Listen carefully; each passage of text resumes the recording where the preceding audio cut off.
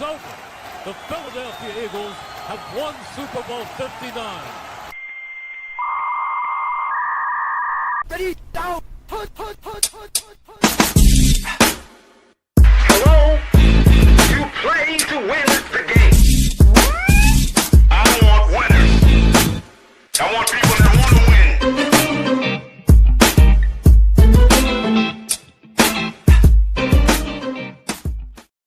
What's going on, everybody? Welcome in. It's the Playcall Sheet on a Monday, a football Monday. As right now, we got North Carolina, the debut of Bill Belichick happening on TV. We got Metal Watt in the house. What's up, Metal Watt? What's going on, everybody? Happy Monday. Happy Labor Day to all. Hope Yes, everybody sir. enjoyed it. Yes, sir.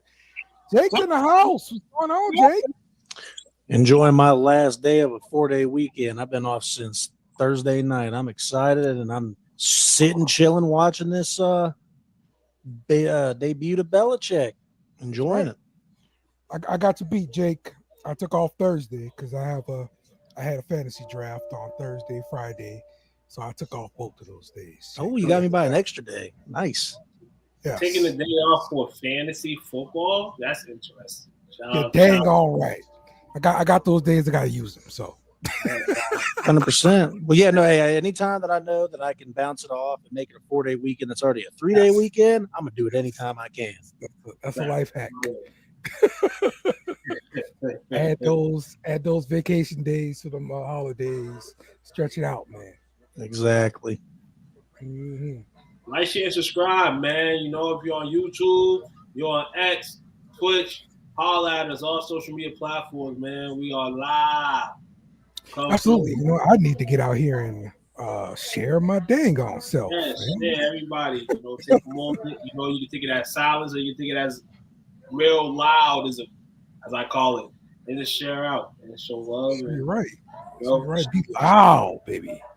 First of all, shout out to everybody that participated yesterday in all STWF fantasy football drafts.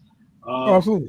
Long day festivities. We got people ranging from free leagues to big leagues and all throughout. So one final good luck to everybody before we smash the competition. Yep. And also to throw into that, thanks everyone to put in your NCAA pick'ems, and I'm sure Dale's going to have a graphic to make sure you join our NFL pick'ems come next week. Sure, you're right. What's going on, Bobby? Sorry, Bobby. Right. And we got Coach Lee in the house. I'm sorry, Chili Will in the house. Oh man, Coach got I just heard a beep. I didn't look. Colorblind? You know, and you know, it's a half white guy shows up. You know, Tell him, Coach. Yes, Tulane did. Yeah, they did, stand Bobby. on Yeah, business. they did. So Yeah, you're they right. did. They didn't want to let them wear their uniforms that they That wanted was to corny. wear. That was corny. Sir. So, Let yeah. them wear it. Like that's a monumental part of American history that they went through. Y'all went through. Let them wear the jerseys. That was corny. That's what they get. Got whooped on. Whoa. I could get it for the color jersey. I wouldn't say. No, I wouldn't say it was corny. I mean, it's all in the fact of football. You know, first week you kind of like, no, we're not doing that. But shout out to Tulane for not making it crazy until the final score was announced, and then that's when kind of everything went out about the jersey situation and things like that. So shout out to them for, as Bobby said, stood on business. Next time they play each other, they'll be able to wear the white uniforms. I promise you. No.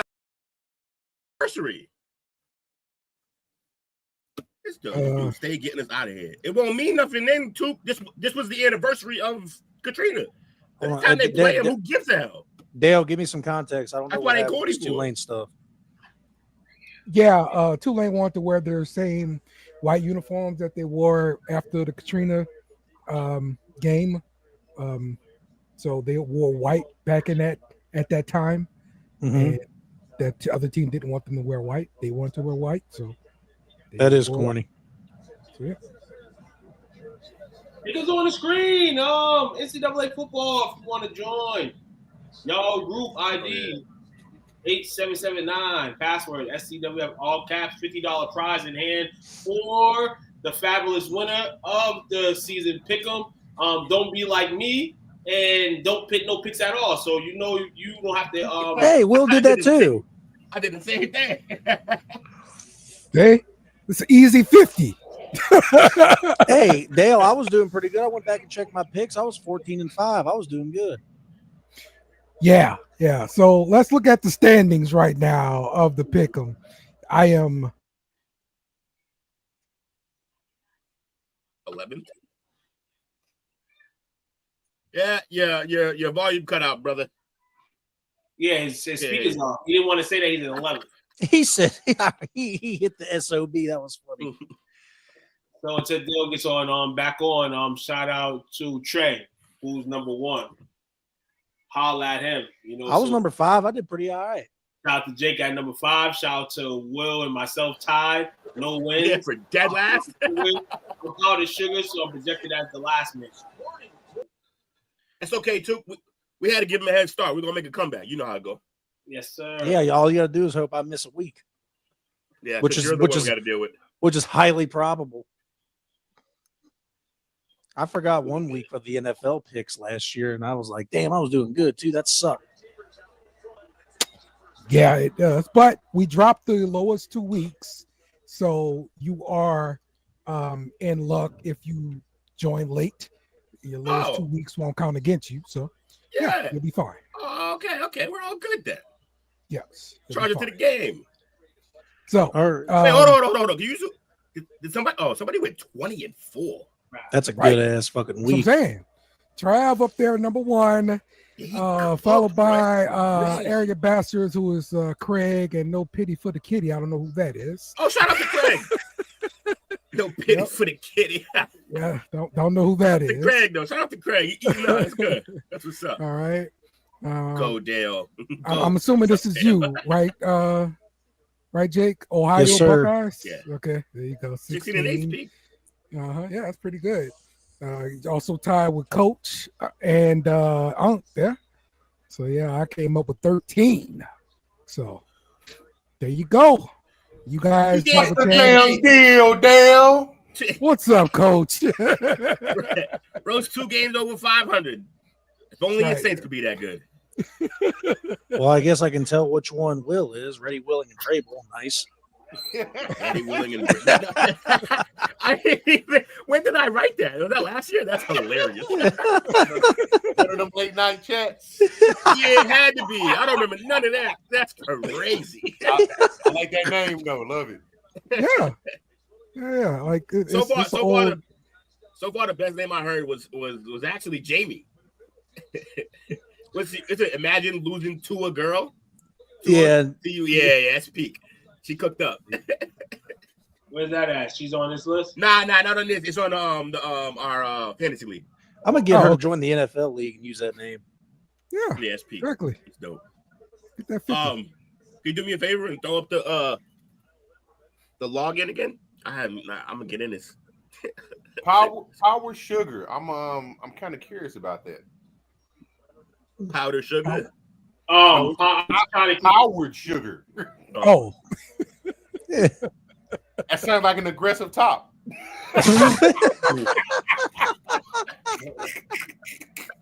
Let's go.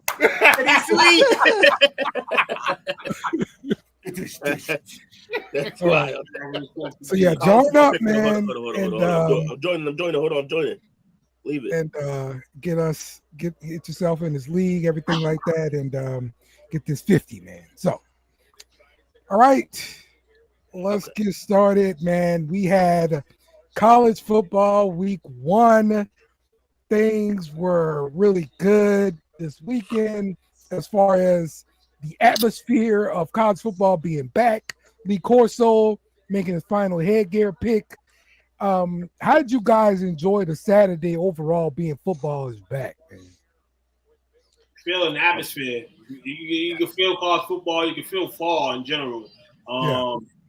Happy September 1st to everybody. You can definitely feel the difference. Traffic, movement, this like quietness. You can hear it all. People are watching college football on Saturday and all weekend starting from Thursday on. Man, I was up at 7:30, made the whole family breakfast, enjoyed my coffee, started watching game day at 9, and finished it off watching the game at my dad's house and just the rest of the games all night. It was an awesome Saturday. Yeah. He said, made breakfast, had my car. He's not you ready for retirement, bro. I was going to hang out with my dad. I had to see what it felt like. Yeah. Channeled your in Mr. Language. Yeah, exactly. Well, I mean, shockingly enough, I didn't start off like, I woke up, drank a beer, drank another beer. That's how you both start a day, like a man. Yeah. Well, no, hey, I'm a man. I'm 30. I gotta get that drop, bro. Absolute shocker. I didn't have a single beer. It was wild. Really? Yeah, I didn't have a single beer. Well, I got I got so messed up on Thursday and Friday night. I needed a break. Yeah, he was. I was drinking water the entire time at my parents' house. My mom was like, "Hey, I got this nice new water bottle. I'm not going to use. You have it." I had that thing filled up with water 5 different times. Yeah, there you go. Hey, good to hydrate. It was. My body probably was thanking me. In terms of the Saturday, man, look, you could just feel the rabid, aggressive atmosphere, energy everywhere. Whether you are on ESPN somewhere, Fox, whatever. I love this time of year. It's football Christmas. College fans are more rabid, like more aggressive. Yeah. Yes. NFL week 1 is all about hope. You still have hope. It's not really how the college approaches it. It's more like we here and we ready to F some shit up. So like I truly enjoyed Saturday. I can't wait for next week. Well, I want to tell you something funny that I think you're going to find absolutely hilarious, though. Mm-hmm. I refuse to talk shit at all during a game, before a game, and just a little bit afterwards.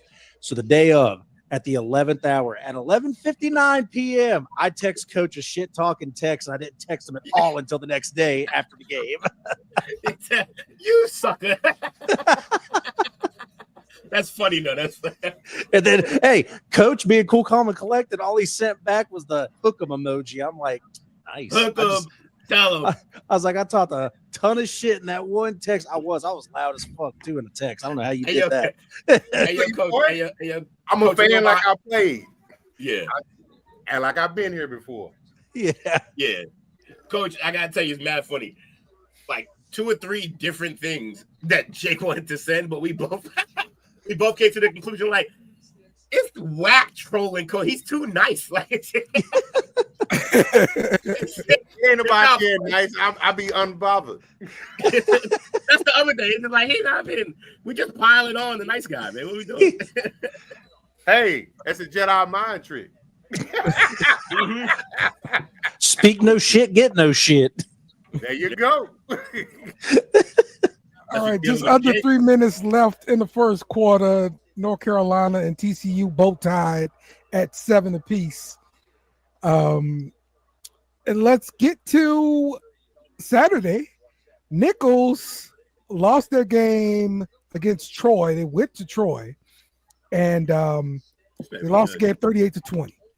So they led the game pretty much the whole way till the 4-quarter rally by the Trojans. And I had to check in with Bobby and see how things were going out there in Thibodeau. This was a non-conference game, and he pointed out, they had 22 extra scholarships, on the other side, and in the 4th quarter, that really showed up. They got a score 28-3 in the 4th quarter there, so pretty 21 on the points. They definitely pulled away in a tight contest. 22 extra scholarships, more players on the team. But shout out to Nicholls for being competitive. Absolutely. Sure. Quarterback Deuce Hogan threw a pick. We had 184 yards in the touchdown. Pretty decent showing after a week 1 win. Kind of go back to 500. Now you go back to the drawing board. We played an incredible Troy team. They were unstoppable in that 4th. And running the football, they were even better. Yeah.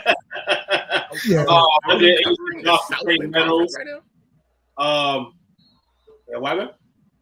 I said, are we covering the Southland Yeah, Conference right now? man. Shout out to STWF. Yeah, man. Sports.com for more info as well on not only We Nicholls. didn't even get the MAC or the WAC on the SEC pub, and now we doing Southland Conference.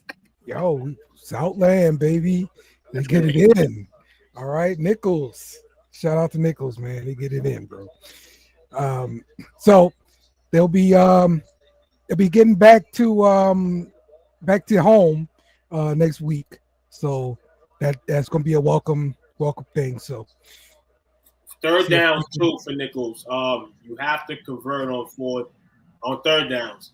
They were 4-11 on third down, not going to get the job done, especially in games that you have to lead in. You have to convert on those. You know what I'm saying? And yeah, you're not.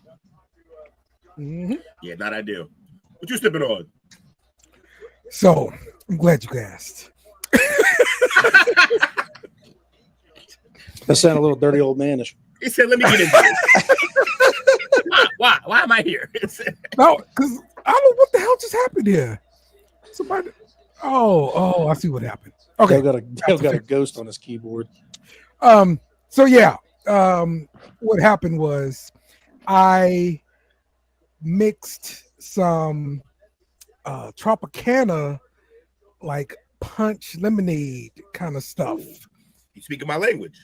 All right, and then we also had some rum inside, and White we rum? added, Okay. and then we added some triple sec in there as well. Okay, and this is, we also added a little bit of pineapple juice just to give it that extra pop. Yeah. It is phenomenal. Only a little bit, right, though, because that pineapple is so strong in every drink. When you put that pineapple juice out that can, Hey, it dominates every drink. I'm not scared of the pineapple. You know, like man's out here sounding like he's making a Tech 9 slushy, 151 rum. Yeah, 151 Malibu. Malibu rum, Calibu. Nigga on them here. I see double. I see triple. So, yep. Yeah, I pulled that one out the old hat. You know that. Throwback. That's high school. All right, let's talk about it. Arch Manning. That's a fucking wild pick. All right. Coach This ain't even definitely got to be back yet. made by somebody in Texas. All right. Yeah. This is definitely made by somebody in Texas. I just stole it. That's a good little edit, though. I like that. Yes. Yes. And of course, our college football talk is always sponsored by the SEC Pub. Check us out on Wednesdays. We get it in. We preview the games of the week, and we got games coming up this week. We're going to be previewing it too. So come check us out. So now let's talk. Let's talk Arch Manning struggling, because it's almost like somebody said that you probably need to start a little bit. No, we're not doing this. I'm not even gonna let you do this because it has nothing to do. It's not the same argument. It's not, but it's not the same argument, Dale. We're gonna start this show off arguing because it's not the same argument. And I'm gonna need you to stop moving goalposts because it has nothing to do with that. Because that conversation is about the NFL. This is not the NFL enough. We're done. Next topic. No, I was always saying the kid was a Heisman favorite, all this other kind of stuff. Like he ain't doing the game. Listen, how the hell are we giving him all of this? It's the first week against probably the best defense in college football. He could come out next week and throw 500 yards, and then you're gonna sound stupid. So just chill. And also, I'd also like to throw a lot of the heavy blame on the media, any kind of critic, any kind of self-proclaimed knowing things about football, knowing that this is, again, a 19, 20-year-old kid going to probably the biggest school in the Big Ten, going against the best defense. You could not have expected the world from him. They didn't give him such a big playbook. Sark didn't help him out much. Sark was awful. And you're not – I mean, you just can't expect – this is legit his first time real-time starting. Texas has 4 new offensive linemen. Ohio State did send 7 players from their defense to the NFL, But they just brought in an NFL coach to be their defensive coordinator that gave him looks and schemes that he would not ever be used to in a college game ever. They also have an NFL safety back there who's a man. Yes. They also have 2 returning cornerbacks that know what to do, and he got picked off by one of them. Same thing with Downs, and McLean played a lot. Arvell Reese came out of nowhere and was a fantastic linebacker. Same thing with Sonny Styles. And that defensive line was a wall. They're not getting pressure, but they're an absolute wall. Mm-hmm. I'm not surprised at all that this happened. I'm a little surprised that we won because I always said I thought we was going to be the ones to lose this. But you can't expect the world from Arch. That's why Julian Sand didn't look insane himself, because they kept the playbook small. These are both of those quarterbacks. This was their first time starting in a big-time game against really good defenses. So Nuts didn't look great either. Actually, a couple got – the only highly touted quarterback coming in to this week that actually looked really good, Sellers. Oh, absolutely. Sellers turned up. Sellers looked good. What's his face about? So, I say it's more. It's just everything as Dale said. The hype and everything coming into it, and you see that. And we talked on the live show on Saturday. Hey, you know me. You don't hit 100 yards. You superior. You supposed to hit 100 yards plus. I don't care if it's against Ohio State the first game. I don't care about that. I don't care about the loss. I don't care that Texas lost. Hey, he had a bad game. Okay, but it was sluggish. It was crazy. It didn't look, from what we think, mannish. But Will noted as well, and this is why I say when both of y'all talk and both of y'all go in debating, y'all both right. Y'all just want to be the right one. And Will's point last week was just like, what this is the overhype of what you said, Dale. So y'all both are talking the same. It's just we know Dale wants to slander an SEC quarterback, not us. So, no. It's in the name of the game. Hey, it's everybody. Jake, I'm not even slandering Arch, because I'm not saying that he's going to be a bad quarterback or anything like that. I'm saying way too much hype for the kid. He ain't started the game. That's what I'm saying. But everybody agreed with that part. Nobody disagreed with this too much. What did I say? During the game? You said he was made for this. Yeah, that's what you said. Because he is. That doesn't mean he's two different things.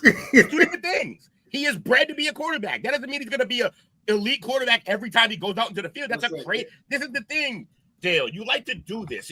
Like, I say one thing and then you run a whole narrative with it. No, you said he made for this. That's what you said. You said he's made to play quarterback. That's what he's been groomed since he was young. Has he not? Is that a fact or not? Okay, then. So where's that wrong? Okay. Also, has no other good quarterback ever had a bad game? Ever? All right, then. So what are you doing, Dale? Let me say this too. What are you doing? There's too much hype for this kid. That's what I said. No one disagreed with that. Consistent in my stance. No one. You hyped him up too much by saying he was bred for this. No, you're tripping. You're tripping. Nobody. I even said he's trolling now. He's trolling. He is. He think he got. You hyped him up. You did it. You can't do a football game. I said he had too much hype. With 50 or 60 yards and penalty yards. This is the college game. In a football game, it kind of edges more. Third down efficiency, both teams were terrible. Bring it in. Both teams, for the most part, were terrible. It's just that, as I mentioned as well, when it comes to kryptonites, we know who's Texas kryptonite. And that's when it comes down to Ohio State has their number. And we run that SEC. We run that SEC. Great effective coaching, great effective on Ohio State side from Ryan Day and keeping his team disciplined. And at any stage and point in this game that happened, they stayed composed. Even when Texas got the ball back with two minutes left, and we over here screaming like, yeah, let's go, Texas, because that's just the type of person I am. Texas got a chance to win the game still, and you make sure they don't win the game. So shout out to Ohio State. I got a question for Dale right quick. Who'd you pick to win this game? He picked Ohio. No, you picked Ohio State, Dale. Oh, I'm sorry. No, yeah, he picked Ohio State. He said he was with me. He picked Ohio State. I'm pretty sure I picked Texas. I thought you picked Ohio State because we were the same picks. I picked Ohio State. So all this, you overhyped. I picked him to lose this game. So what are you talking about? Also, Jake, what was I saying during the game? I was like, yo, I've seen more commercials with Arch in them than completions. so far in this game. Yeah. That's a problem. That's speaking to, that's like when Toot don't like the podcast. Yeah, that's too many commercials. Get in the book. Let me hit some of these comments real quick. I love last year they made excuses for Notre Dame when they played Ohio State. Well, you see, we're not wrong about Notre Dame because they picked them, and we did not know they would lose. It's our job to say Ohio State is better. Notre Dame gets robbed. Therefore, it's not our fault. We were wrong. Okay. Notre Dame got robbed. I want to say that I did want to say I thought Julian saying stats sheet would obviously look better if the receiver and tight end did not drop 4 of the passes. Yeah. He had some drops from an NFL receiver who I've been calling for the last 2 years. Like, they got I feel like you can say that for both QBs. Both QBs would have been better, and situations on third down would have, occurred and things of that nature. You just look at the stats there: 3 of 12 for Ohio State, 5 of 14 for Texas. It was a sluggish game, but that's why you give them the 3.5. The home team, because the home team obviously in this game you have the advantage, especially Ohio State being the team that they are. It's not like there was a slouch. It's not like Texas was a slouch, but with that environment. Right. And as we mentioned as well with Texas, they're young. They're going to develop during the season. This was a game to really get your development up now. Now they have to go they have to go up now. They can't go down any much more. They have to go win every game and punch teams in the mouth. They're going to have to do that. Also, just for the record, like I said, I picked Ohio State. Do you guys remember why I picked Ohio State? What my reasoning was? My reasoning was both of these offenses are young. But Texas is even younger. The receivers are babies on that team. Babies. They weren't getting any separation, really getting open. And Arch wasn't his best self. And also, Sark, man. Sark was awful. That part right there. Awful on Saturday. Sark was really bad.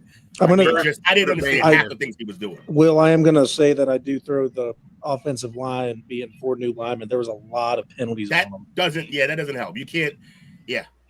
Just a young offense. But again, this also had a lot to do with playing at the shoe too, because it was loud. And again, when you have inexperienced linemen there that need to be able to hear the quarterback or can't, you're going to get those penalties. Yeah, it happens. Anywho, great game. I said it would be a defensive struggle because these offenses are babies, and that's exactly what it was. Yeah. Coach, my biggest shot of the game was your thoughts about this game in Texas overall. Obviously, I had picked us to win, but it went just how I thought it was going to be. The offense struggled. All the new linemen, new receivers. And sorry, it's a very conservative game that he called. I don't like how he didn't put Archer on the move. He didn't move the pocket for him, any of that stuff. And the wide receivers, I'm gonna have to say, man, unless they grew up in a hurry, I'm a little disappointed in the wide receiver core. I didn't see any pizzazz out there. Didn't see any of that. They got away from the run early. All the rotation of the backs. Find who's gonna be your lead back and ride. All the rotating and stuff. A running back has to have rhythm. You can't put shuffling them in and out like wide receivers. They got to have rhythm. Once they get rhythm, the game slows down for them. Slows down for them, then they can go to work. Defense played about like I did. Like I expected them to. The pressure's off now. I said it from the beginning. I didn't like the number 1 ranking. That's a lot of pressure to have on a very young team in the SEC that's never been in this position before. Now, just ball. I think the one saving grace is that it's a whole lot of other teams in the top 10 that lost. So we Gucci. And one more stat for Texas, man. On the downside, you have 5 turnovers in total. You had 1 turnover in the game. That's what you're gonna say. 2 points, you're crazy, right? They went 1 for 5 on 4th down. That's turnover on down. That's a turnover. Everybody in the books, but that's turnovers there. Ohio State had 1, but they went for 4th down too, twice, but they were successful on 1. So yeah, Texas coaching came down to coaching, and a lot of things. And I said, you might have to shoot the dice. And I'm not mad at Sarkisian for doing that in this type of game because when it comes to January, you're going to be ready to have to probably call some type of plays like that.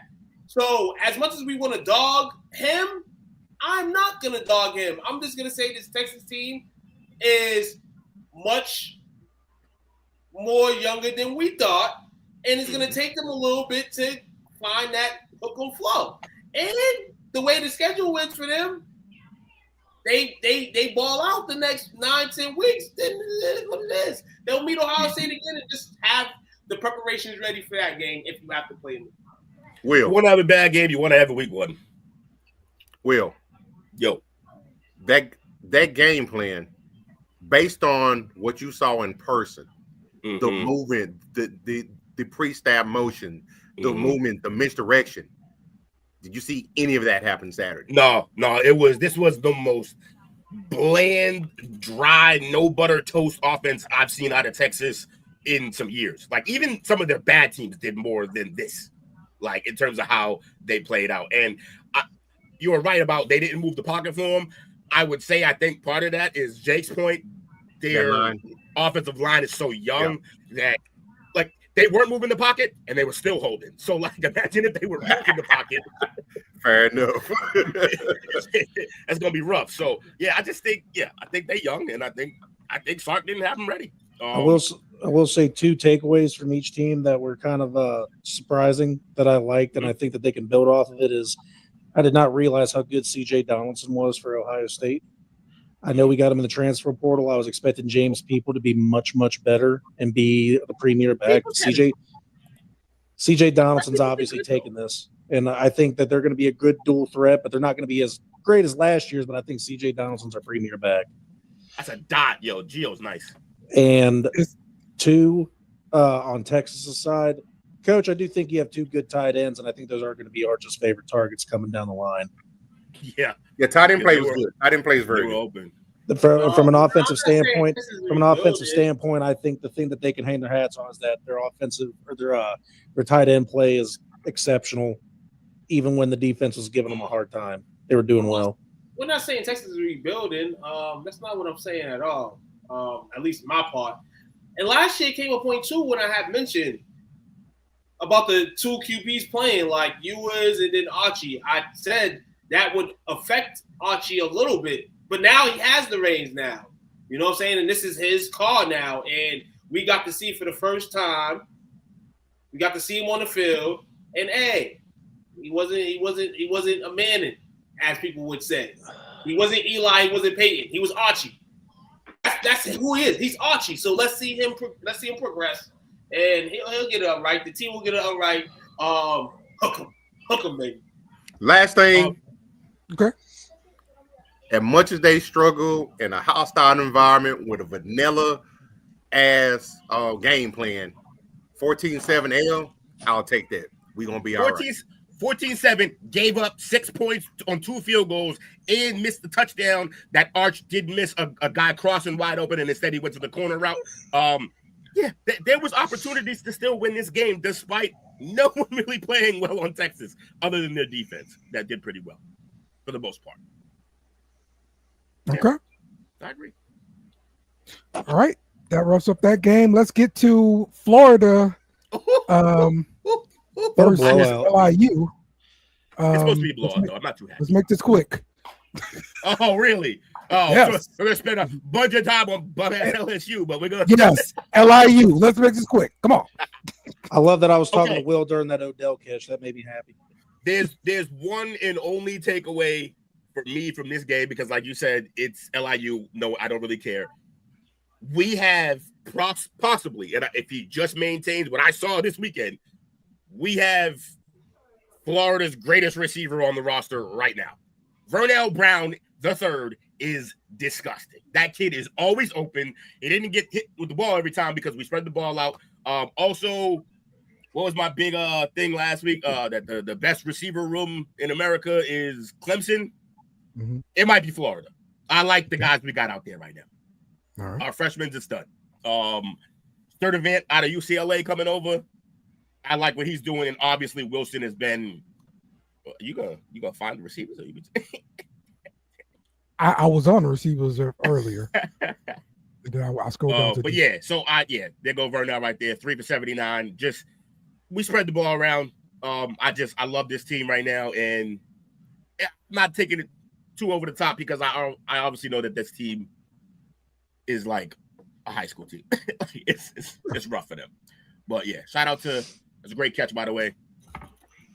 Y'all gonna have something to say about the SEC championship, though. Yes, we are. Especially right. if especially if Texas keep, like you said, don't grow up fast enough on that offense, them receivers, we gonna be right in it.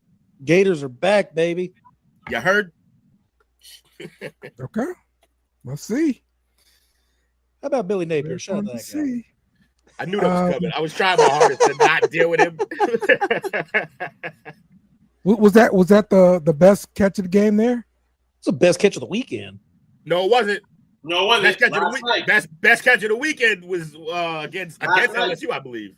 Oh no, Notre Dame again. Yeah. Against Notre Dame. Last night, the Miami receiver. That's that. He basically made the Odell in the end. He went crazy on, bro. That was the best catch. CJ Daniels, huh? Yeah. This could be number two, though. Okay. All right. BC. You heard.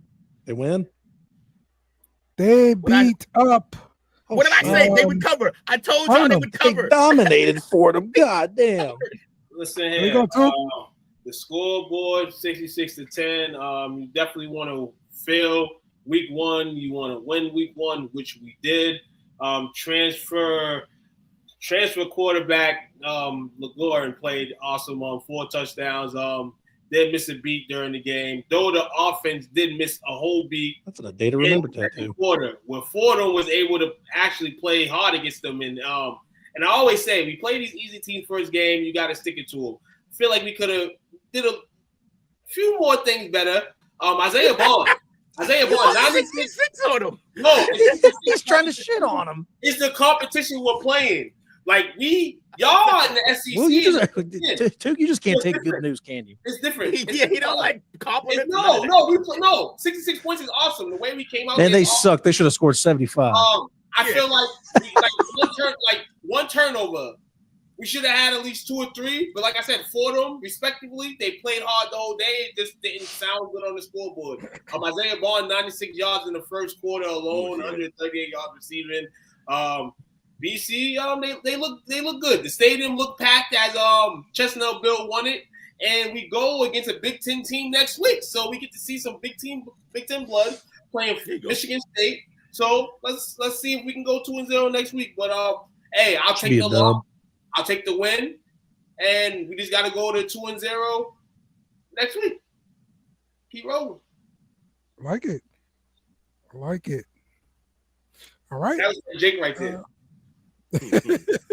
Do what? Something about Jake. All right. No, I heard that too. Let's start off with this question. What is a catch?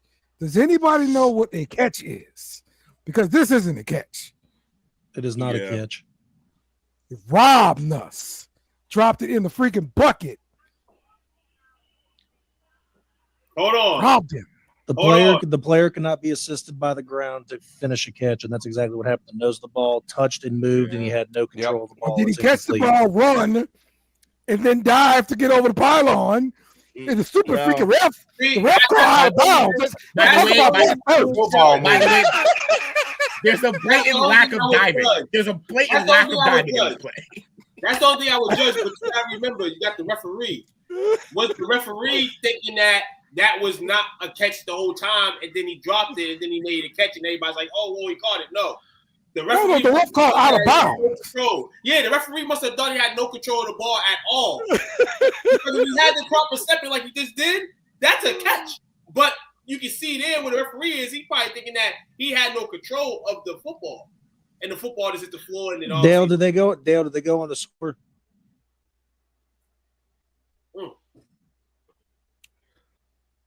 Anybody catch that? Juicer. Did they score? Did they go on to score? Yeah. If I'm not mistaken, that they missed a field goal after this.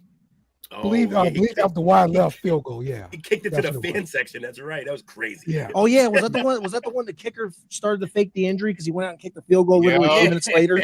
Faking ass motherfucker. I hate when players do that, especially kickers. So, cramp. Yeah, shut up. So they robbed us of a great moment there. But anyway, Nuss and the Tigers, they went to Clemson, handled their business. I will tell you the difference in this game was the running game, period. Oh, who exactly? A multitude of people. Okay. Dale, get off this shit, man. A multitude of people. A multitude of people. There's literally no one else here doing anything. Look at it. A multitude of people. I did not care for the play calling early on in the game. I thought it was way too much sideline to sideline and not get the ball down the damn field. Which we're built to get the ball down the field, at least get the ball in the middle of the field with the freaking tight ends. I did like that we are about to use our weapons in TRADED Green out there on the goal line. He's a mismatch out there. They're gonna isolate him and throw the jump ball to him often. He did that last year, caught a bunch of touchdowns. So I love that. We're gonna keep that up. The number one thing about this team was the defense. That was the game changer, period. The transfers that came in, they did work. DeMarcus Cooley showed up. We had Halsey, who was suspended for the first half, still came in the second half, made an impact. Guys on the defensive line making impacts, pass deflections, Jamari Butler, Patrick Payton. Like, I love seeing Kirk coming back. He's love talking that. about everybody but this man. Everybody. It's The wonderful. Water Boy was superb. When you Quality get one running back, he just won't talk about Durham. when you The get one running cheerleaders back were that's got loud. 74 yards rushing, and you got another running back who's averaging 8.7 per touch, even though he had 3 touches, man. That's a solid, man, Dale, man. They laughing at you, man, but I get what you're saying, man. That 8.7 to carry holds wonders. For Bro, Xavier that's wide Co-sign receiver. that bull coin too. It's You know what he's wide doing. receiver, bro. Y'all need Hey! to They throw wide receiver y'all in there in crazy pace. If I told you that I averaged 8.7 rushes, I had 3 for 26. That's pretty aggressive. I'm gonna say, What did I just say how earlier good about was a the running bench, back? brother? Like, that's what I'm gonna ask you. But nah, Nuss hit 9 different receivers. That's interesting too. The stats really don't go crazy. Clemson got a crazy defense. So Yeah.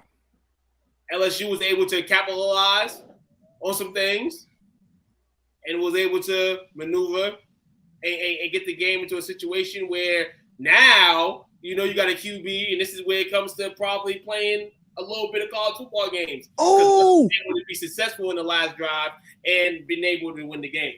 So shout out to the Tigers. Clemson, fuck Dabo. I don't know if y'all peep with Tukes on tonight, but he's taking every argument. He's taking the underdog side. Watch. he's got some extra in that Dale's bag. getting that pick up for Dale. Texas getting that. No. You know what's crazy? No. You know why I say this for LSU, and this is kind of a Louisiana thing. This is a Louisiana thing, guys. So if you keep treading with me, you'll know why I'm doing this tonight.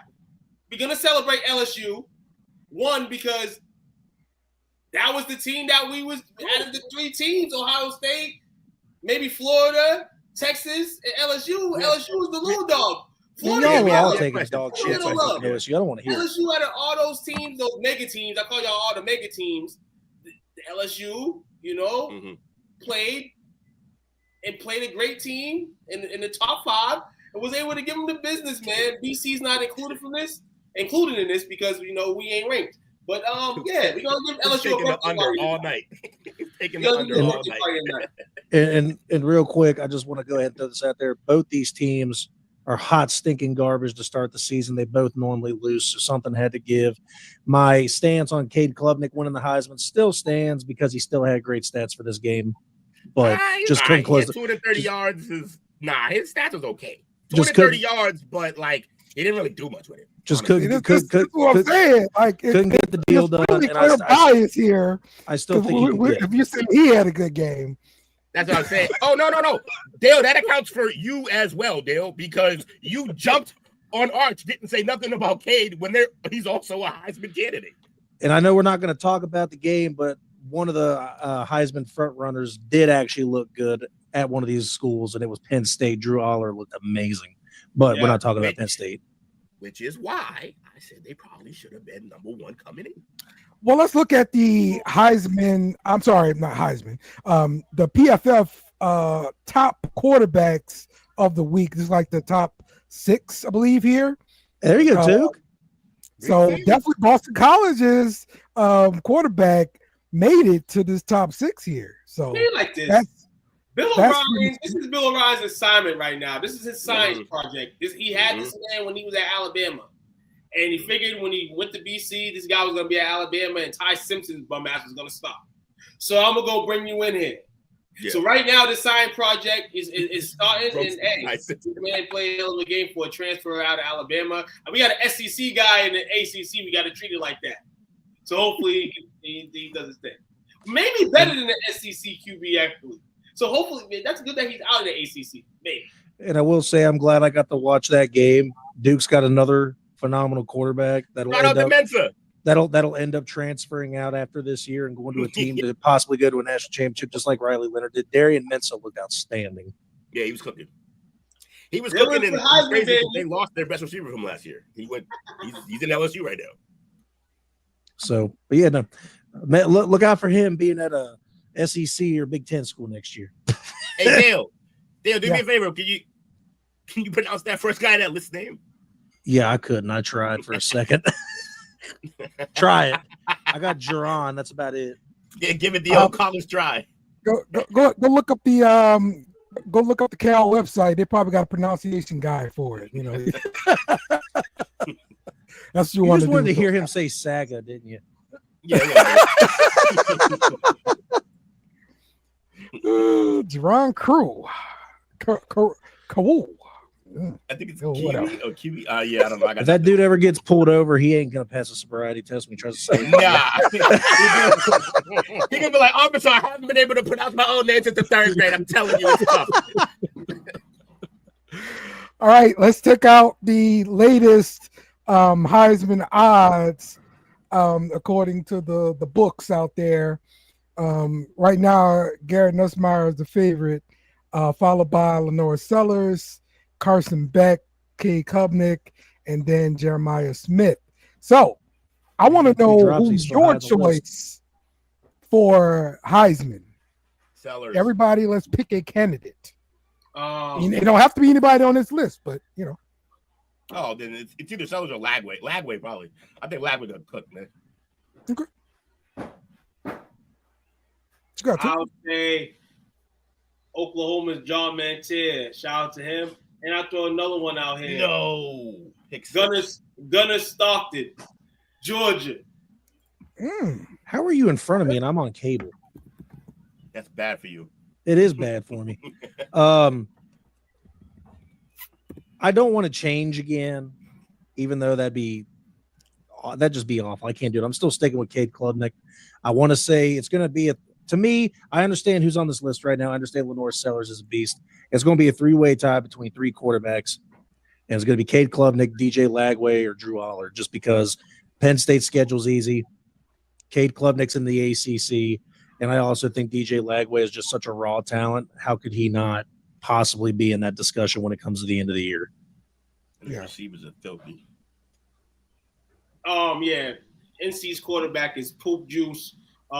He's only looking at one receiver. I was just hyping him, but he threw a pick 6. He threw a pick 6. Bill Belichick is gonna have to find Tom Brady's son to potentially turn. Actually, Coach, you still sticking with Brad Johnson's son is the backup. You need to pick Brad Johnson's son then.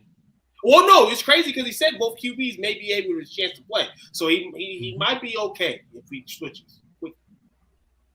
You know what they say: if you got 2, you don't got 1. this is a prime TCU team. Like TCU's no slouch, so you kind of can get your assessments early with a game like this. Maybe. It's overreaction Monday. I know their quarterback just threw a pick, but their quarterback was looking real good. He only missed 3 passes, already had 127 yards on TCU. Yeah, that he was crazy. balling before that pass. That pass was awful though. Well, the receiver also tipped it up and volleyballed it to the defender. So I mean, it's not totally his fault. No. Hold on. You said whose quarterback had 100 yards passing? TCU's right now. Oh no, I'm talking about North Carolina's quarterback stuff. I'm not talking about TCU. Yeah, North Carolina, he's struggling. Yeah, and this pick six wasn't a tip by a receiver. He just picked it. Oh, I was talking about the TCU one. Oh no, I don't never slack on TCU quarterbacks at all. TCU quarterbacks, they always got somebody. TCU always got a good college quarterback. They're never good in the league, but they're pretty college. All right, Mike calling for Carson Beck here on the Heisman. Yeah, he's on a revenge tour. It's sweet. It's in Miami. He wants you to be nice again. So Coach, you got a pick? No. He's taking Arch. No, I wasn't on the Arch man for the Heisman anyway. Carson Beck and Tuke's choice, John Mateer. Okay, I like it. He looked good. He looked real good. I'm worried about that Red River robbery now. Hey, I'm telling you, Oklahoma ain't gonna be in the stinky for that long. Wait. So I asked this question last week, Coach. I want to know if you changed your opinion on it. Will Michigan lose at Oklahoma this weekend? Man, in Oklahoma, yeah, it might be a boomer sooner type of day. Mm-hmm. I'm going to watch that game very closely because Ohio State's going against Grambling, and that ain't going to be fun to watch. Yeah. Also, Grambling.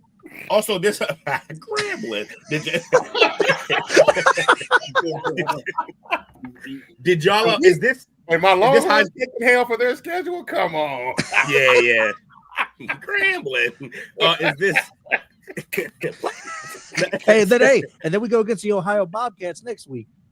Jeez, guy. We're not going to be talking about Ohio State on the show for the next 2 weeks. That's right. Keep it brief, bro. That's what I'm trying to tell you. Don't worry. Hey, you'll get the will treatment from me.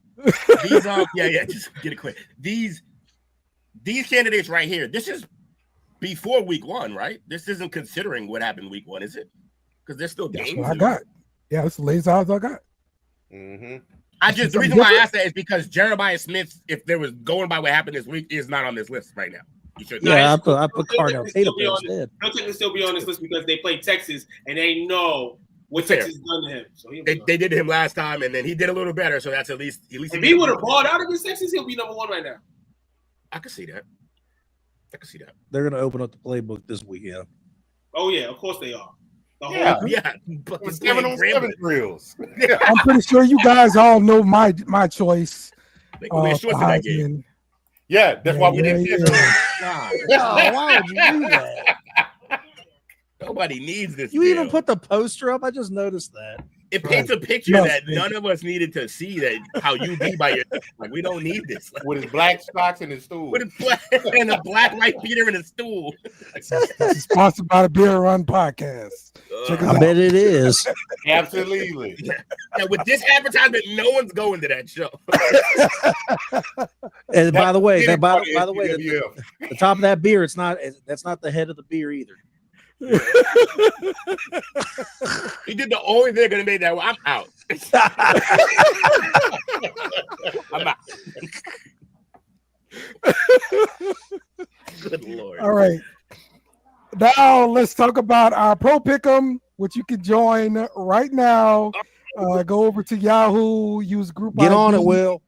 28133. Password is STWF, all caps. Your chance to win $50 in STWF Sports. This is sponsored by STWFsports.com. Also, once again, we are dropping the lowest 2 weeks of scoring on this one as well. So you got a chance. Hey, chat, while y'all in here, help me name my pick'em team. Y'all can pick the name. If y'all come up with like a couple names, I'll pick the best one, and I'll name my team. And the other one that I don't pick, I'll name the NFL one. Then Chuck, no, right. Captain Chunk. Here we go. Pick Will's team name there. All Name right, my let's get team. to some NFL talk here. Oh yes, NFL top, baby. Matthew Stafford is expected to be good to go on Sunday. Also, Najee Harris, he's been dealing with an eye. He's been cleared for contact, and he has a chance to play on Sunday. Micah Parsons, who got traded to Green Bay, dealing with the back, uncertain for week 1. And it's rumored that he's talking about getting a pain injection to deal with this back injury. Now, if that's the case, that's a big red flag. Is that what he knew? knew? Taking a pain injection? Man's getting a whole. Man's getting. Came in like the Reaper. Man's getting a whole ass epidural. I said last week, I said one little thing. I said You Jerry said- Jones must know something that we don't. don't know. But there was rumblings during the offseason about his back. And potentially that's the reason why he wasn't trying to go to OTAs and on the field before the contract thing became the real crazy thing. Though we know he wanted to get signed. I hope the best for him, but as I told Coach this morning, you don't want to be dealing with back issues so young in your career, though you're dominant, because you're going to continue to have to be dominant like he is. And your back is going to be the 85% of the reason why you are dominant. So, yeah. Hopefully This might be the one. Goodwill punting. I'm here for it. Goodwill punting. That's gonna be my college one. Can you put that list up again, please? The injury list. Yeah. Possible. Matthew Stafford. Back dealing with a back issue as well, and he's in his upper 30s. He's old though. Yeah, So, he's old. no. But this is what Micah Parsons can be in about 5-6 years. He could be feeling like Matthew Stafford is going to be getting injections every Sunday for the rest of his career. So And then he's also just if Mike having back injuries now, he won't be able to make it that long. He getting hit every play. Right. Yeah. Right. That's what I'm saying. That's contact on the line of scrimmage every single play. yes, No avoid. Hey, Talk about. Good. no, I was just gonna say is if I saw about 5 minutes ago, he said he's gonna be ready to go for Sunday. But if this is something that's lingering, hey, it could be an issue, man. And 47 million for that. And I saw it. Now I ain't trying to pile on him. I'm just calling it like I see it. I did not know Keyshawn Johnson had a nickname for him, Which is CPI, Certified Pile Inspector, because he don't play the run. I'll inspector. Everybody good down there? He needs some help.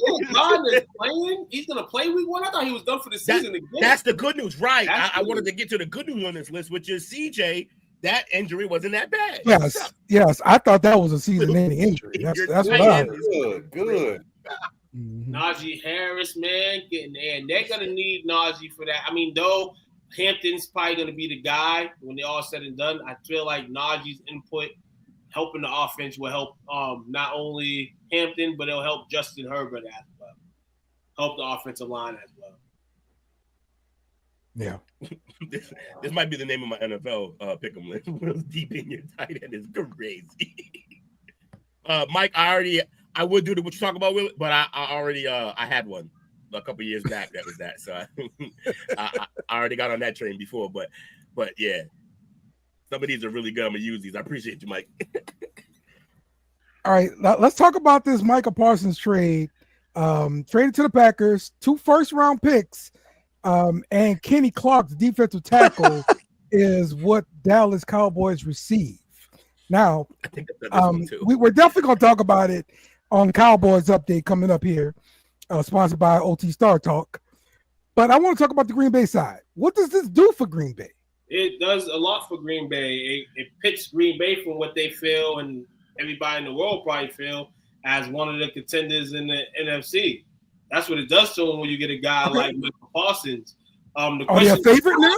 The question I still have about Green Bay is with all the help they got, is it help because you know where your QB's position, or is help and your QB hopefully has a crazy year? Because if your QB is able to go and have a great year with what he's got, woo! I think this season leans on Jordan Love. Does this move make him an NFC favorite? Makes him an NFC favorite. Absolutely, it does. Okay. Anybody else agree with this? I agree with it makes them a favorite, but I want to look at it a little bit deeper perspective. Okay. Is it safe to say that at one point in time, Will's arch nemesis, Aaron Rodgers, A-Rod, was probably the best quarterback of his generation? Yeah, A generation. you would say Of yeah. his most generation. talented. I say the Brady talented. haters would go to He Aaron. was still there when Brady was there, so I don't know. The Brady Right. haters will give it to Aaron. Absolutely. So I agree with you. Okay.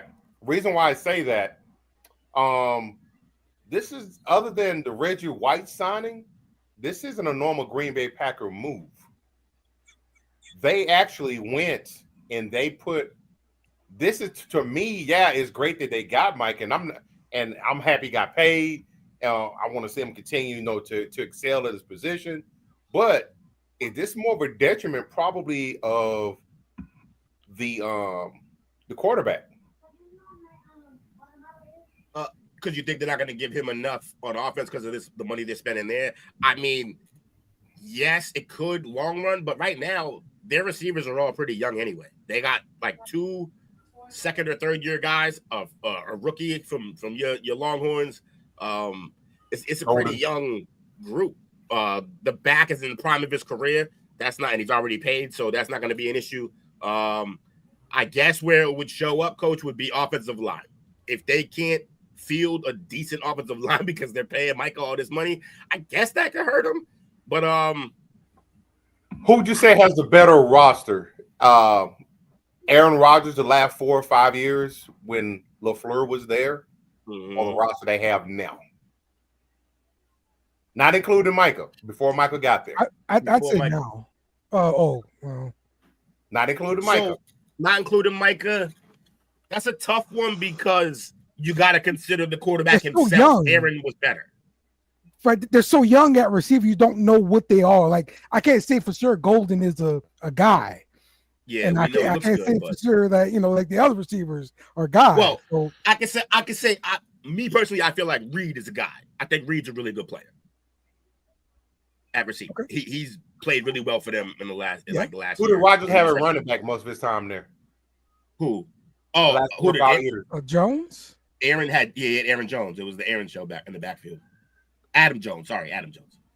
It was Aaron. It was Aaron Jones. It is Aaron. It was Aaron Jones. It was Aaron Jones. That's Pac-Man. Yeah. Too many Jones. Keeping up with the Joneses is tough. Aaron Rodgers was also Cheeseburger Eddie for a little bit. So would you say that running back is better than running back they have now? No, I think Jacobs is better than Jones. Jacobs I better agree with that. Okay. What about the wide receivers he had the last 4 or 5 years there? Pound for pound. He just kept bringing back the same guys. He just kept bringing back. So Jordy. Probably more upside now. Yeah. I'd say that. The only receiver I bring that up is Nelson. The reason I bring it up is that's not a normal Packer move to go out with a splash signing like this. To me, they know they got to make up for it on the other side because they might have questions about the quarterback.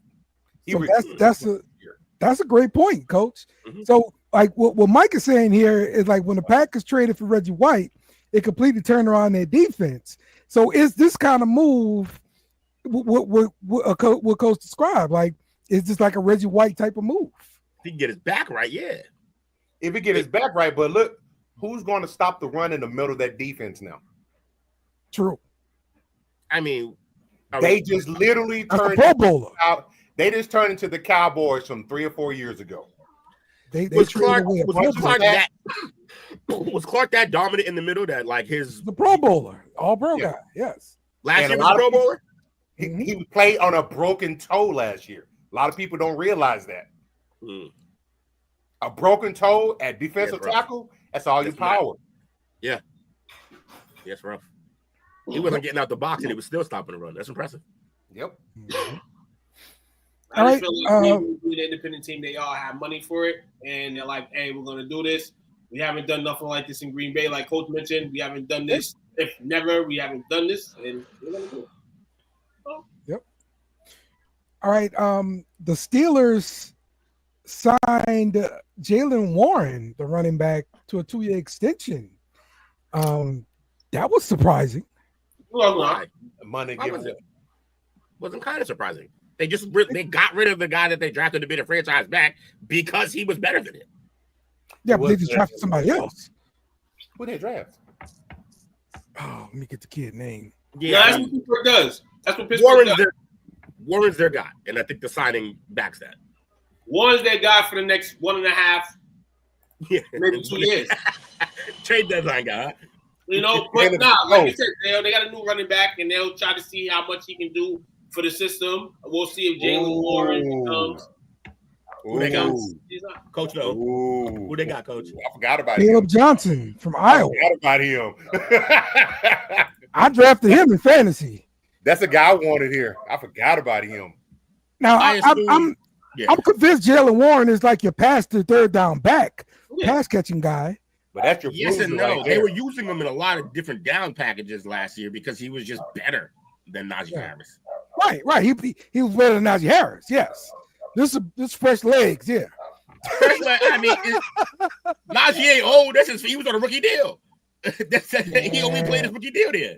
Yeah, it was Bama. But he's not him. He's not him. You got a lot of balls coming out of Bama. Which is what I was saying about Derrick Henry coming out. Derrick Henry killed everything. I said, yeah, he really made it tougher because people were about to just be like, all right, we're done drafting Bama backs, and then Derrick Henry ran onto the scene and was like, all right, well maybe they're not so bad, but yeah, Caleb, we'll see. We gotta see something out of Caleb. We can't act like he's a stud already. We gotta see it. But I think they like having two backs though.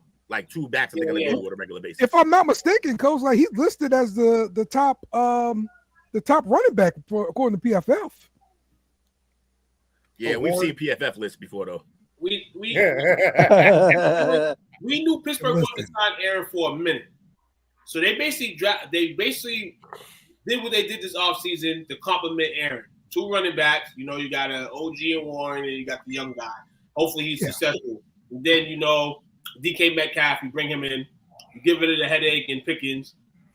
And then your defense, what you got there. With Ramsey down there now, Cuzzle's ready to play ball. Still got Minka, right? Oh, no, Minka's with the Dolphins, right? Or is he still in? That's so weird. That was really weird. Minka's not there anymore. So, that's so weird that they took him back after they shouldn't have traded him in the first place. You got Jalen now, right? Yeah, but that's, in my opinion, that's a downgrade. I mean, they needed a corner, and I guess they felt the safety was less important, even though some of the best players in the secondary in the history have been safeties and not corners. But it's a different league now, a lot more passing. So I guess they wanted a corner who's aging and also a head case. Hopefully everybody's sassy. Well, according to PFF, man, they're putting Ramsey out there at safety. Oh, they're gonna move him to safety. I was saying they should try this because he's a big guy. He can play safety. I feel like. Mm-hmm. Oh, that'll be fun. And, Slay at one corner, Porter at the other corner. Elliott at the other safety. I mean, Slay is kind of on the back end, but like if you got a good pass rush, which they do, Slay can still be serviceable because he's a ball. He's a decent corner, 73 rating according to PFF. So yeah, he's a decent corner. Yeah. Mm-hmm. So, all right. Get back on track here with the news and rumors. Coach Brian Daboll on Monday refused to reveal whether rookie Jackson Dart or veteran Jameis Winston will serve as the Giants' backup quarterback for the season opener at the Washington Commanders. Who is the backup in New York? Jameis Winston. We want to know. Jameis, we really don't. Like Jameis Winston. The last thing they need is for Dart to go out there and be bad this season, and then New York bulls him off. You can hold him. You can hold him for as long as you want. I feel like Russell's the number one, which he is. I feel like Jameis will get his little rush at number two. And I think at some point in the season, respectfully, because Jameis Winston's become that type of player, I feel like Doc will get his opportunity and chance, but I don't think he should jump in and have second QB obligations right now. Let him chill, let him develop, and to me, this sounds like one of those situations like the Saints had, where Taysom Hill was like a backup, but he wasn't a backup on game day because Taysom Hill played tight end. Taysom Hill did other things. So the starter went down, Jameis came in, and then the next game, Taysom started at quarterback. Yeah, I can see that.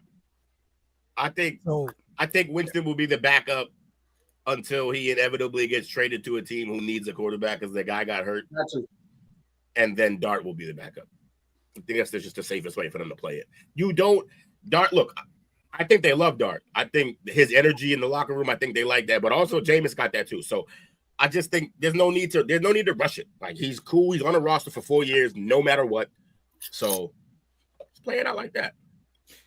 If I'm coaching them, I'm going to have Jameis be the backup, and I'm going to have Jackson Dart run the scout team. I'm always going to say this about young quarterbacks. It's beneficial to run that scout team offense because you're learning so many different systems and you're leading a team every week in practice. You're playing. The backup quarterback, you know what he does? Not a lot of reps. Stand behind the starter. That's what he does. Hold the clipboards. Mental reps. That's all he gets. Mental reps is crazy. Yeah, that's fair. So I got a young backup. I want him to run my scout team every time. And we look at a lot of Jameis Winston's viral videos. They are, kind of like what you're saying about him right now. He's the paperclip guy. So I'm into it. First 7 for a long time with Jameis. First 7 plays for UNC, 83 yards and a touch. The next 17 plays, 20 yards. Holy hell. Crazy. That's rough. Ain't good at all. Yep. So, TCU was up, 17-7 now? No, I think it's 21-7 now. 21-7 at the half. Okay. TCU? Is it? I think Yes, so. TCU I was could up. be wrong. 27. All right. Let's get a Cowboys update sponsored by the OT Star Talk. Coach, talk to me. Man. Hey, I was excited. My man, Deron Bland got his extension yesterday. Sure enough. That was one of the things that obviously I was sad to see Micah go. You hate to lose a player like that, but freed up money. In the spirit of the team, freed up money. You got the draft picks, and you got a player at a position that you realize the last time we had a serviceable defensive tackle was David Irving. Wow. And before him, what about was I think it was David Irving. Don't say man. And it was Jay Ratliff. Oh, Jay Ratliff. Oh man. And Leroy Glover. Oh my God. Lord. So getting a player of that caliber in the middle on the position, and we've been swinging and missing. Mozzie Smith looked like it's a failed experiment. So now you got Clark coming in, and it's been reported they expect him to play and start Thursday night. And I like that because that gives him and Oso in the middle. Then you push Mozzie to the backup position with Solomon. I like that rotation at that point now. Then you got a couple of younger guys behind them. And let me throw something out there. I don't think Jerry even anticipated to sign Micah. The reason why I say that is look at the timeline. The timeline from the perspective of they got kind of public in the negotiations fast. Yes. Jerry doesn't normally do that. The whole thing with the agent. They and I believe it when they say, hey, if there's a situation where if you want your agent to represent you, we will honor that. We will respect that. I haven't had any other players come out and say, no, that's not how it went down with us. They respected that. They did that. And remember, at one point in time, they just kept bringing in all these defensive ends. It was like, how many defensive ends do they need? They already had Nealon. Williams is coming back. They went and got my guy from Washington. I'm drawing a blank on his name right now. Drafted the BC guy. And I'm like, and then they got the kid Houston. I'm like, that's a lot of defensive ends. I know we rotate, but that's not normally an Eberflus type of thing at the defensive end position like that. So they started putting the workings into that, and to their benefit, they pretty much practiced all, ever since training camp started without Michael being there. So they're not going to miss a beat from that perspective. And also, you got to think, how many quarterbacks do you say possibly coming out this year in the first round? You got Nuss, 4. Archie in and out. You really don't know what's going on with him. Klubnik, Sellers. Klubnik and Sellers. A lot of quarterbacks. And then probably Allard. Yeah. A lot of quarterbacks. Mm-hmm. That gonna be here 2 more years, and they gonna cut bait, and they're gonna do what they need to do. I see that. Also, another thing that I'm liking is now you got to think Micah came in, Dak came in, Tank was already there. He was already a leader in that locker room. He's gone now. Then it broke down to Dak and Micah. Micah had a huge following. Had a lot of people that follow him in there, which was the problem. If the organization is going to put that type of money in you and you have that much of an influence on the locker room, if you want to or not, at some point in time, you're going to need to be a leader. And all those teams in the past, any championship team, you have identified leaders on that team. And if he didn't want to be a leader and there was concerns about his leadership capabilities, if I'm cutting the check, I'm going to have a problem with that. Rumors started coming out last year about, hey, some people's like, man, you get this guy that type of money, we may have an AV factor on our hands. So I get it. I hate to say it, wish him luck, but it is what it is. Who's the leader in there now, though? Who's the leader in there now? There's 2 leaders in there now. Dak is going to be a leader by default. Mm-hmm. And Agent Zero, when he gets back, I watched him. He's not even out there yet. A lot of people forget he's on this roster. That's your wow factor right there. Yeah, he can't stay healthy right now, but he's still there. And he was out there. Every team drill, he's out there hyping up everybody. That's the type of stuff that you need. Who's Agent Zero again? Second. Overshawn. He said, "Who Agent Zero?" Overshawn. Overshawn. Okay, gotcha. Overshawn, the guy last year that flashed more than Micah did last year. Okay. He's a specimen, bro. The way he moves on the field is crazy.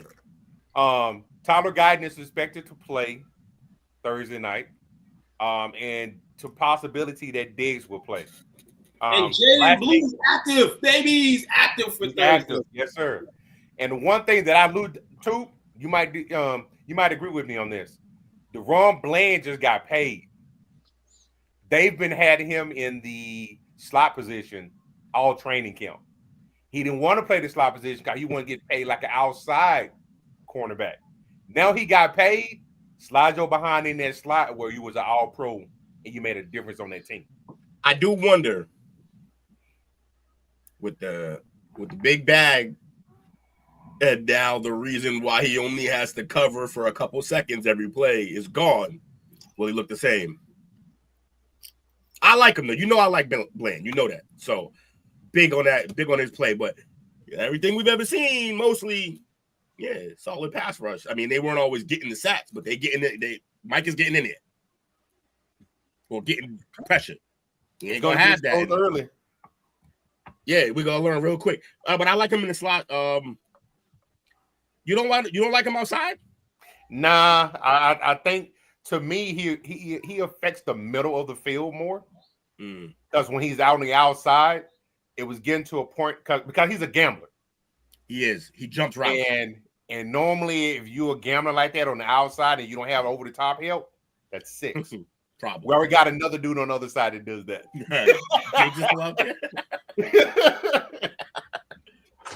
Oh man, Cowboy man, Cowboy talk man, the star man. Open up in a couple days. Get some bum Eagles. What in? All right. Your boy will be in the house, so be looking out for me and Bro going live and give y'all the ultimate tailgate experience. Oh, so you tailgating? Nice. Let's go. Hopefully, I hope they do another chili contest. Let me know. All right. That is the Cowboys update. So let's get our update on the Patriots. This is brought to you by Two Bums While Patriots podcast. Jake, we gotta actually do this podcast. I kind of like it now. It's grown on me. Just the Two Bums podcast. I think people. We got to call it the Two Bums podcast too. No. Oh no, if we do it, that's the name. Thanks to Dale. We're just gonna ride with it. It works. Sound like a New England name. That's what I'm saying. Thanks for naming it, Dale. We appreciate you. Yeah. Yeah, I got 2 tidbits and 2 updates, really. I sent Dale a picture. The Patriots revealed a new uniform for this season coming up, the rivalry uniforms. Yeah, I'm hyped about those.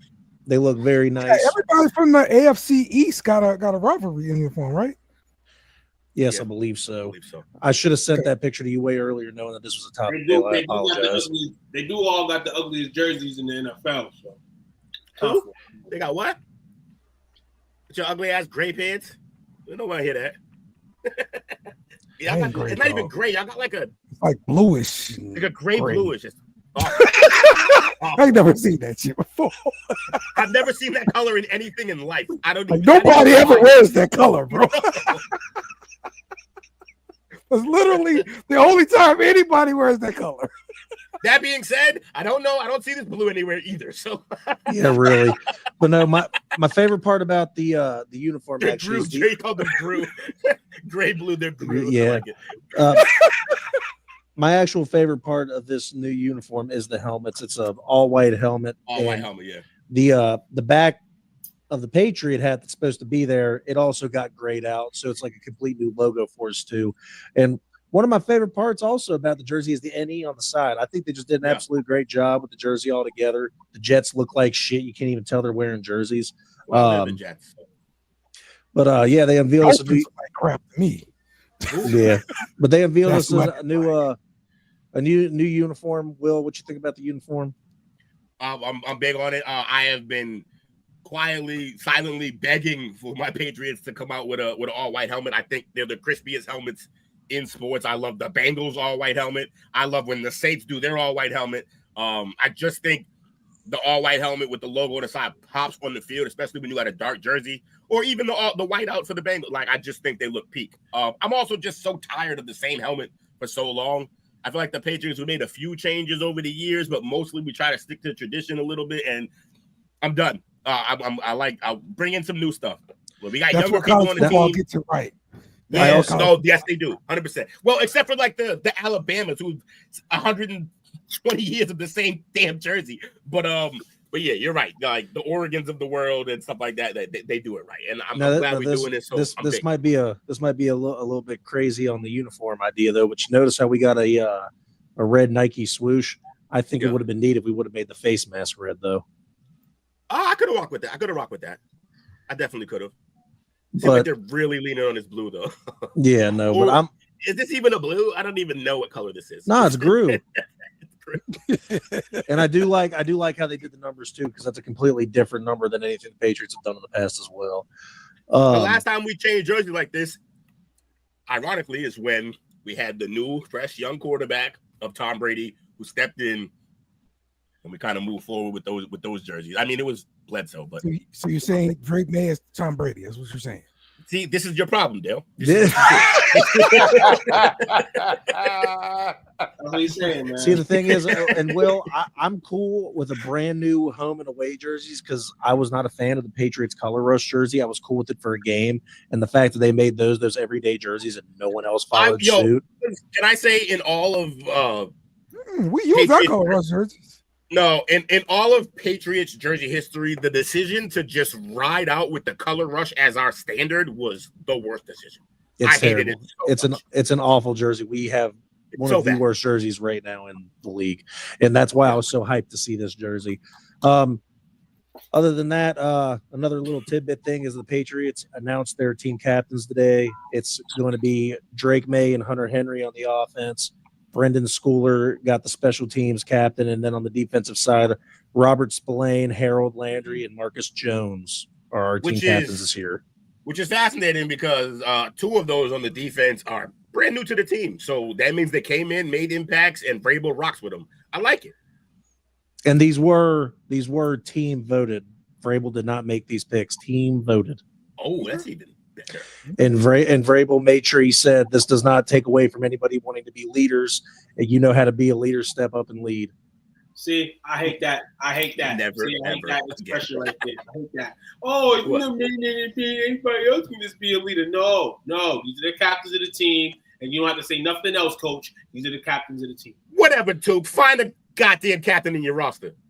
Hey, we know our captains. Our captain Damn. wears that Star Wars type thing on his uniform every Don't even game. know his name. Hey, this is the Two Bums update. Chill out, Two. All right, we got that. And then we got those were the two little tidbit things. Now for the actual updates, we signed Tommy Cutlets as a backup quarterback. We got Tommy DeVito. And guess I- what? I- Excited about that? Yeah, I kind of am actually. He was in I the thought he had a good preseason. He had a really good preseason, and Dobbs did not have a really good preseason. I think that's why they brought him in specifically. Dobbs had a couple drives, but yeah, overall wasn't good. So, but Tommy Cutlets, cool. I like that. That's fun. Something shocking. Coach didn't like that. It's- It's I just read that. actually, Will, I already said this earlier. These are our captains. Something that came to a shock to me and Will on last Friday, the Patriots released Jabril Peppers.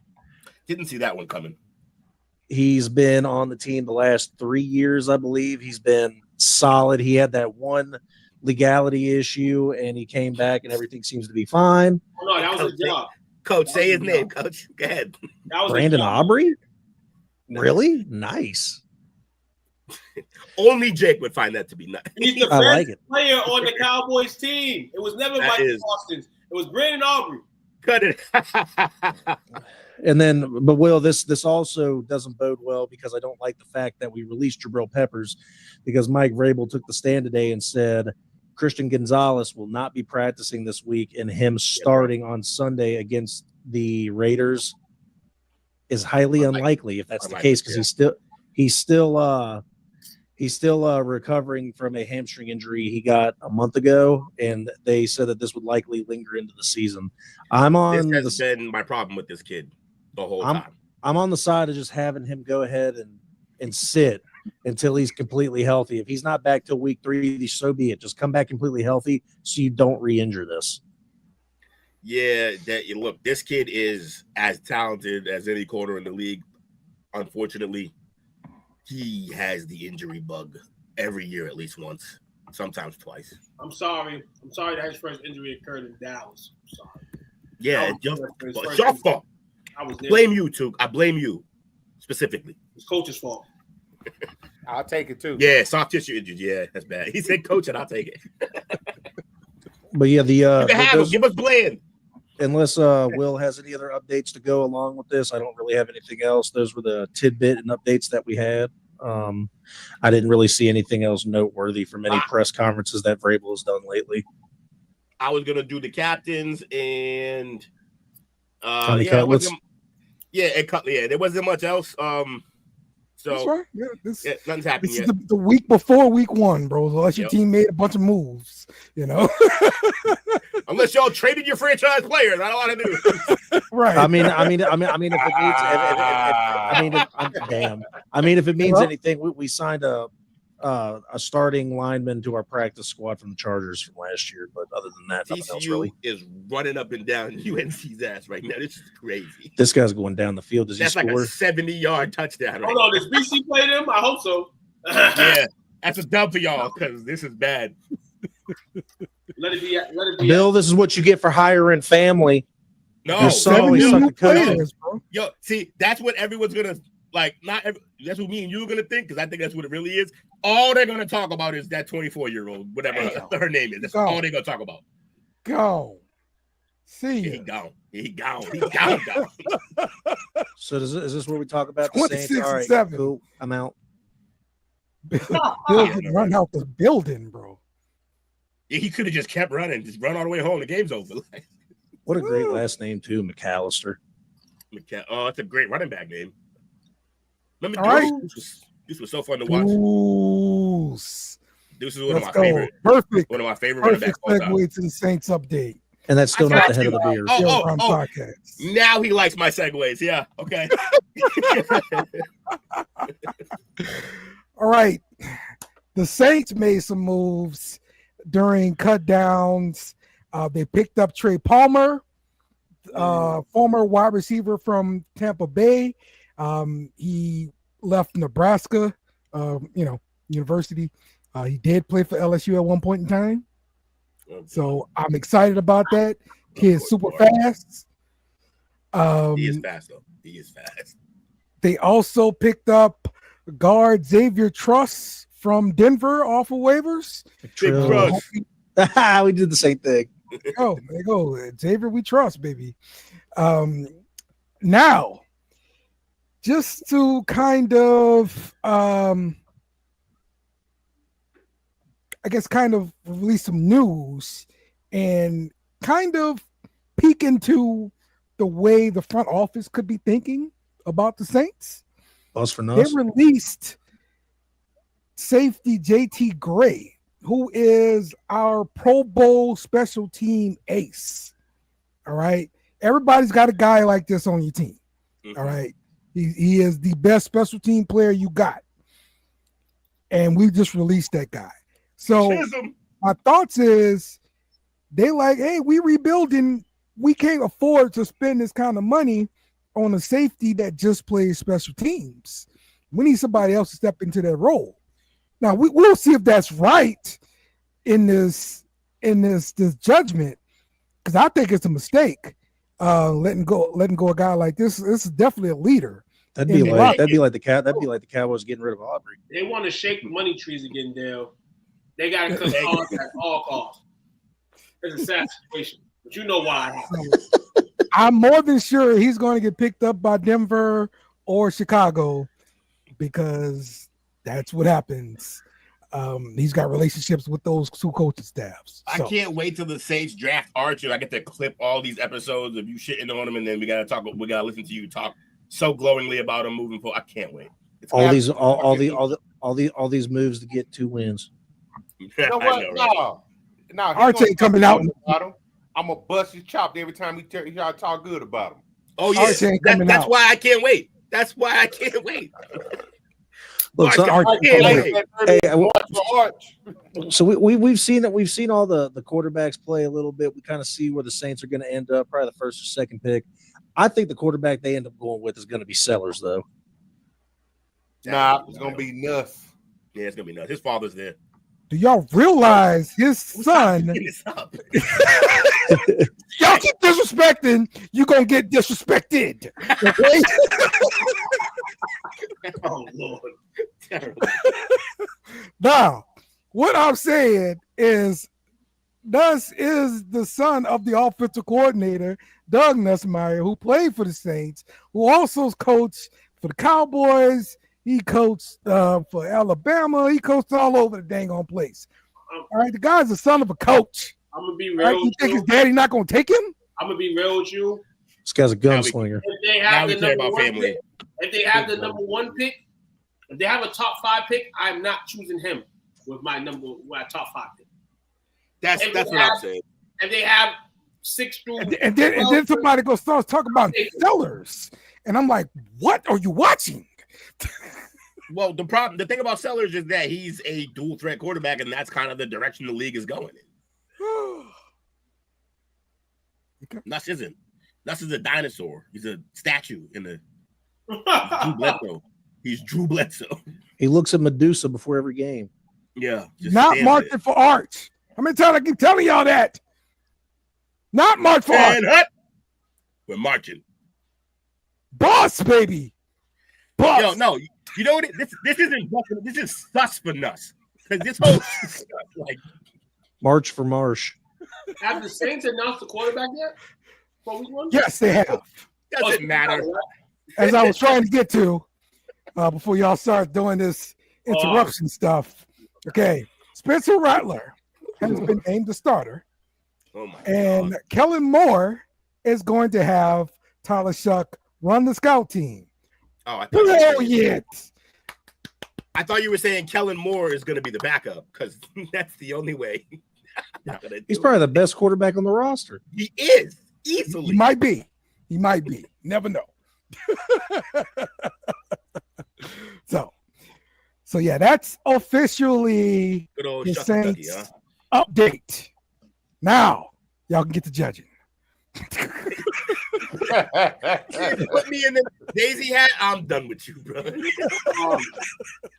And some other news tonight. All right. The finalization of the top 100 players were announced. I believe the number one ranked player in the game, according to the NFL, Allen. Saquon Barkley. Oh wow. is the That's number wow. one. Probably should have been It'd Josh. be but- Jared Allen. yeah, it should have been Josh Buffalo. Allen. Josh Allen. Yeah, that's what I was thinking. All right. And then Interesting. Saquon Barkley is number one, but we'll go from 10 to 2. Patrick Surtain enters as number 10. Justin Jefferson is the number 9 top player. Myles Garrett is 8. Derrick Henry at 7. Joe Burrow at 6. Patrick Mahomes at 5. Jamar Chase at number 4. Josh Allen at number 3. Lamar Jackson at number 2. Wow. All right. Jackson over Josh Sexy Allen. Dexy is a was in the whole top story. 10. Huh? Sexy Dexy was in the top 10. He should be. He's an animal. Yeah. He's an absolute animal. I Also, just this remember that dude saying his name on Sunday Night Football one time, and I was watching a girl that didn't watch football, and she was like, "Sexy Dexy." what are you watching, Dale? AJ Brown not listed on the injury Obviously, report, what Randy so Marshall he'll be was. ready for Thursday as well. Randy Martin.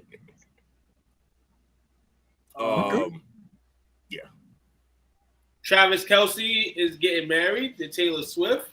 Yeah. For now. No, For now, That's gonna be one kick-ass album in 2 years. Mhm. for the first time since 2022, since we talked about captains earlier of all respective teams, I don't think the Saints have a captains. I think the captain is Loomis. No Dolphins better. wide receiver Tyreek Hill not named the team captain. We know what type of offseason has been for him, but he's not a team Yes. captain. Their first time since 2022. Lucky Do in they the trade league. him? Do they trade him? No. Yeah, nobody Did wants that. they or would they? You said They why would. would they No. or would they? I don't think they would. I don't think anybody wants him. I'd say Atlanta he's- taking them. That part one, and then like there's other teams that would sign up for that speed, despite his mental And he's 31. issues. And Yeah. as we mentioned 31's a earlier, little different when you still run a 4.29 probably. Though. When does he get suspended? What did he? Oh yeah, because he's beating on everybody. You beat your wife, man. Like you got to get suspended, bro. Juwan Jennings is on the field. He's practicing with the 49ers. He should be playing week 1 as well. We mentioned Micah Parsons earlier, back and stuff, but we didn't mention the exact issue. Dealing with L4, L5 fascial joint sprain in his back. And as we mentioned, this part, the epidural injection prior to Sunday's game, is something that he will definitely be taking if he's on that field. And we don't know how long he'll be possibly taking these injections. And Aaron Rodgers, Will's man, named one of the captains of the Pittsburgh Steelers. Aaron, I believe this is his last hurrah, unless he wins the Super Bowl. He'll come back probably, but I don't see that in his future at all. So yes, this is the last year of Aaron Rodgers and Aaron Rodgers talk, hopefully, and we're gonna start it like that. All right. Yes. Good stuff. Good stuff. All right, let's go around the room. Let's get some final thoughts. Shout outs. Jake, coming to you first, man. Shout out. I wasn't ready. Shout out to Bill Belichick having his first game tonight, even though he's getting his ass whooped. Whooped on. Shout out to the NFL season being back. Can't wait to make some picks. Gonna be good. And real quick, Coach, you want to give me shit about us playing Grambling? Y'all play San Jose State next week. Get out. Grambling, bro. The funny thing is that shot isn't just that, Jake, because Uncle around here somewhere, he heard that.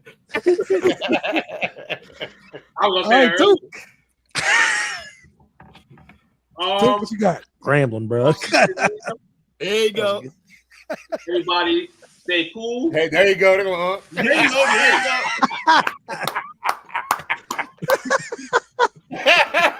I called it, bro. Listen,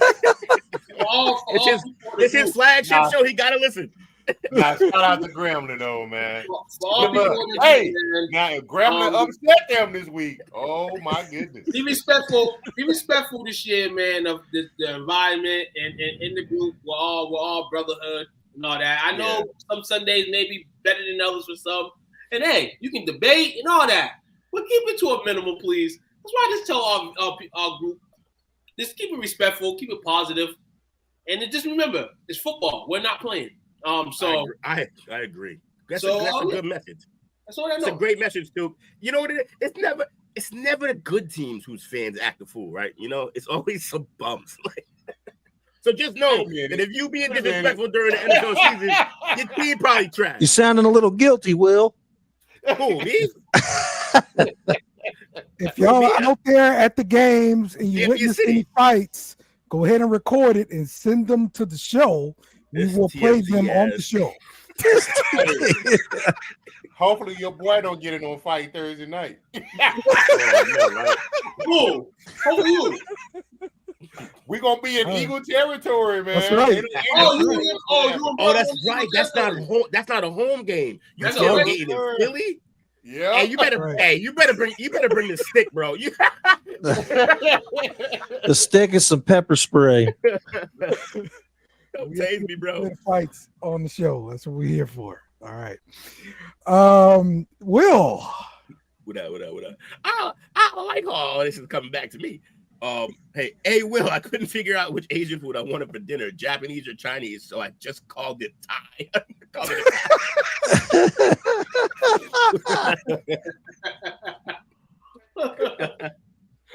The worst part about these jokes is that I read them. So whenever we get buried for these, it's just gonna be me who gets kicked off. For you. You did it. Appreciate you, Mike. Shout out to the chat. Shout out to the team, man. Shout out to the brand. We out here. The season begins. Look, we cover everything all year. It's what we do, but this is our bread and butter. This is where we make our bones, man. This is how we do it. Right here. We ready. Absolutely. Game Football time. season is back, baby. We love it. You heard? We're gonna be Christmas. here It's Christmas. It's half Christmas. All year, baby. We're here for this. So, all right, Coach, take us home. Man, as always, great show from you fellas. Appreciate the support that we always get. Shout out to Bobby, Brandon, Mike, Dark Sage 917, P Dollar. And as always, if we forgot anybody, our bad. Be more memorable. Well, no, I'm kidding. We will fix it tomorrow. Come over here for the chop up on Tuesday. And we will fix any problems we had today. We'll fix it tomorrow. Promise. Wait, what's the homework? Before we leave tonight, we have to say something, Coach. You feel free to sing along with me. You know what I'm saying? You may want to, you know, for Jake's sake. You know what I'm saying? Jake, I'm gonna sing some of your Ohio State fight song, baby. You know what I'm saying? Ohio State winning. You know, I ain't singing that bull. Ohio State,